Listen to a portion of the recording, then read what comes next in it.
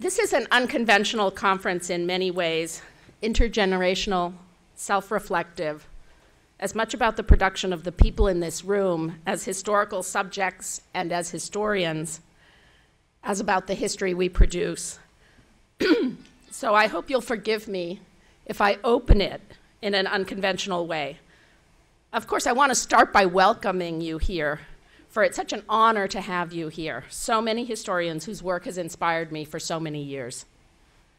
But let me ask you to go back in time to when I first met some of you, not in the flesh, but through your words, which was in London in the fall of 1980. I was 21, and I'd gone to London that fall seeking refuge from Harvard, where I'd just finished my junior year.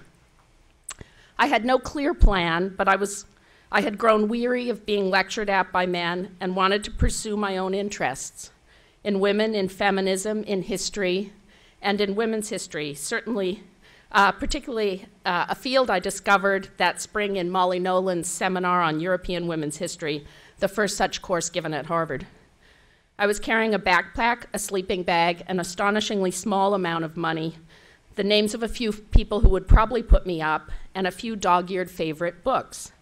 Juliet Mitchell's Psychoanalysis and Feminism, the Penguin collection, The Rights and Wrongs of Women, with essays by Sally Alexander and Dorothy Thompson, another collection titled Cleo's Consciousness Raised, edited by Mary Hartman and Lois Banner, in which we find Carol Smith Rosenberg and Judy Wolkowitz, among others.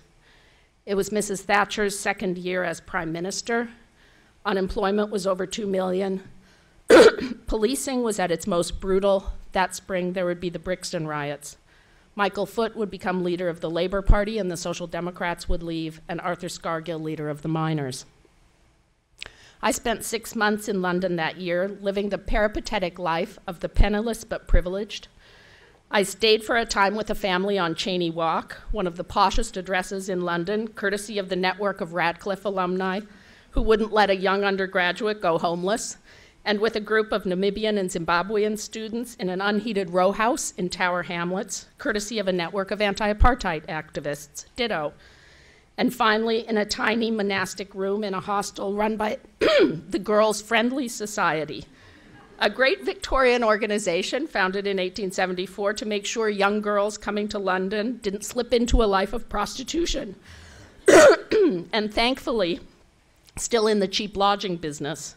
When my money ran out, as it would, even for somebody living almost entirely on brown rice and Brussels sprouts, I found an under-the-table job waitressing. But most of my time was spent on something entirely different, discovering the field of women's history. For let me remind you of what else was happening in London in 1980. The London Feminist History Group was meeting in a pub above in a room above a pub near King's Cross. The Fawcett Library was in the basement of City of London Polytechnic. They had an unwaged membership rate, stayed open in the evenings, and let you take the books home. Virago Press was operating amid the porn shops on Wardour Street and was bringing out the great texts of the Edwardian women's movement, Barbara Drake's Women in Trade Unions, Lady Bell's At the Works, Maud Pember Reeve's Roundabout a Pound a Week, and the novels of Storm Jameson and Winifred Holtby, Aphra Bain, and dozens of other near-forgotten women writers. Hot arguments were afoot about the relationship of sex and class, Marxism and feminism.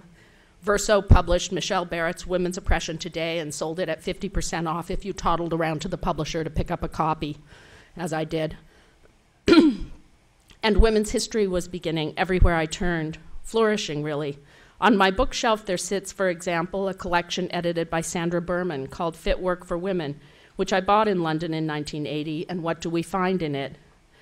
The Early Formation of Victorian Domestic Ideology by Catherine Hall, a kernel that became Family Fortunes. Another essay by Anne Summers, a kernel that became Angels and Citizens. Another by Jill Liddington, a kernel that became One Hand Tied Behind Us.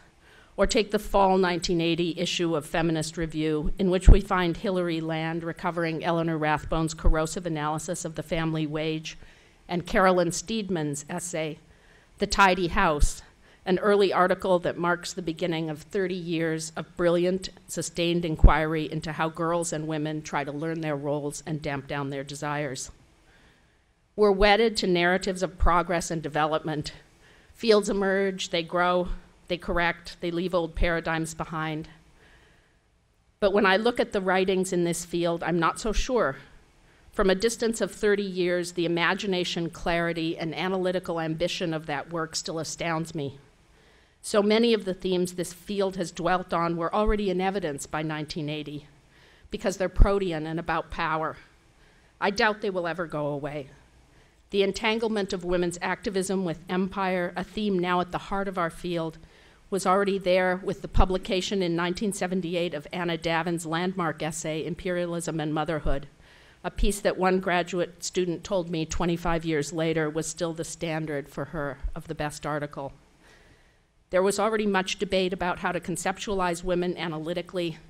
That year saw a great exchange between Sheila Robotham on the one hand and Sally Alexander and Barbara Taylor on the other about the usefulness of the term patriarchy, an argument in which no one asked me, but I was on Sally Alexander's side.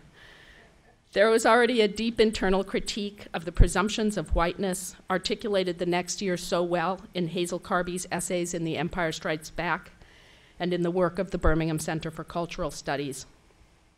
The engagement of the feminist movement with left politics and class analysis drove efforts to interrogate economic categories, skill, the wage, the household, the work of reproduction, from the standpoint of women and the ground up, an investigation that has driven decades of terrific work on women's work and welfare by Pat Thane and others.